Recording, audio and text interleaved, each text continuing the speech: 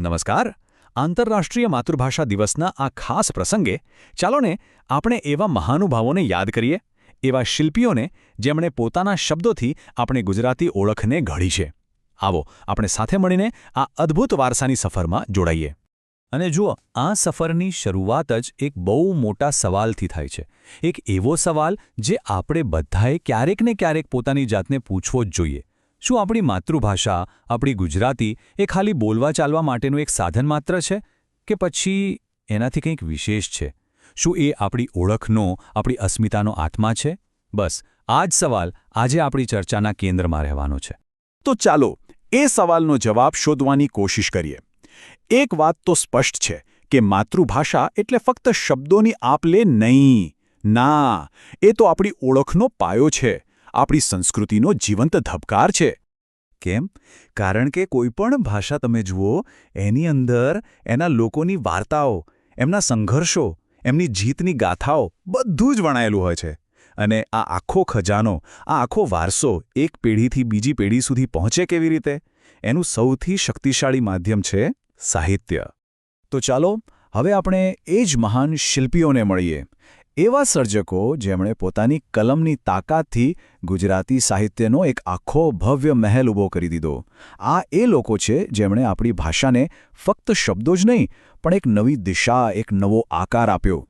અને આપણી આખી વાતચીતનો આધાર છે આ યાદી. જુઓ, આમાં ગુજરાતી સાહિત્યના કેટલાક એવા દિગ્ગજો અને એમની અમર કૃતિઓ છે.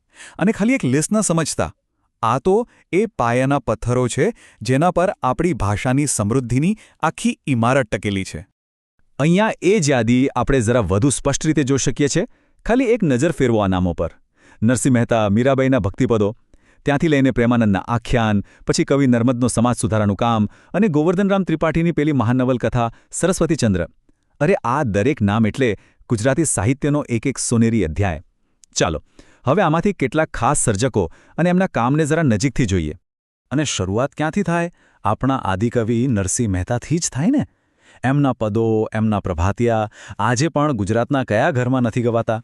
વૈષ્ણવ જન તો તેને રે કહીએ, આ ખાલી એક ભજન નથી દોસ્તો, આ તો માનવતાનો એવો સંદેશ છે જે સદીઓ પછી પણ એટલો જ સાચો છે અને આપણને રસ્તો બતાવે છે. હવે આવીએ કવિ નર્મદ પર. એમનેમ જ એમને અર્વાચીન ગુજરાતી સાહિત્યના પ્રણેતા નથી કહેવાતા. એમની કૃતિ છે મારી હકીકત, ગુજરાતી ભાષાની પહેલી આત્મકથા. જરાક વિચારો તો ખરા, એ જમાનામાં જ્યારે કોઈ પોતાની અંગત વાતો જાહેરમાં ન કરતું, ત્યારે પોતાના જીવનનું સત્ય, પોતાની ભૂલો સુદ્ધા આટલી બહાદુરીથી લોકો સામે મૂકી દેવી કેટલું મોટું ક્રાંતિકારી પગલું હશે નહીં? અને ગોવર્ધનરામ ત્રિપાઠી, એમને તો કેવી રીતે ભૂલી શકાય?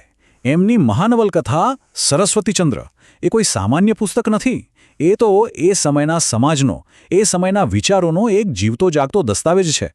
જ્ઞાન, ત્યાગ અને પ્રેમની એવી અદ્ભુત ગાથા છે જેણે પેઢીઓને પેઢીઓને પ્રેરણા આપી છે. પછી વાત કરીએ મહાકવિ પ્રેમાનંદની. એમણે આખ્યાન દ્વારા પૌરાણિક કથાઓને સામાન્ય માણસ સુધી પહોંચાડી. કલ્પના કરો, એક માણભટ્ટ હાથમાં તાંબાનો ઘડો એટલે કે માણ વગાડતા જાય અને સંગીત અને અભિનય સાથે આખી કથા રજૂ કરે. ખરા અર્થમાં એમણે સાહિત્યને મંદિરો અને રાજમહેલોમાંથી બહાર કાઢીને સીધું સામાન્ય માણસના ઘર સુધી પહોંચાડી દીધું. જબરદસ્ત કામ.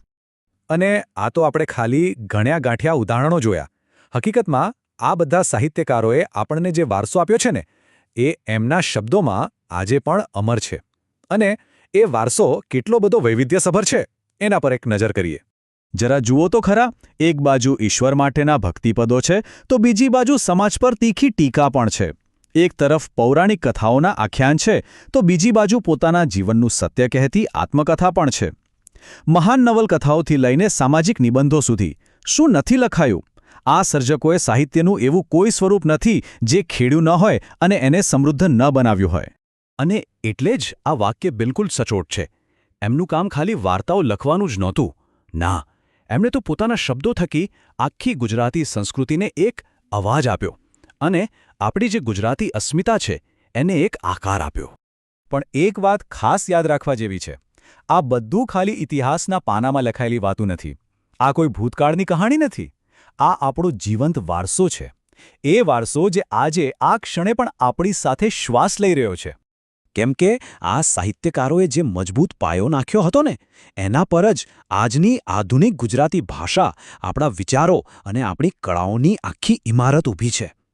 આજે આપણે જે રીતે વિચારીએ છીએ, જે રીતે આપણે આપણી જાતને વ્યક્ત કરીએ છીએ, એના મૂળમાં ક્યાંક ને ક્યાંક ઊંડે ઊંડે આ મહાન વારસો જ ધબકી રહ્યો છે.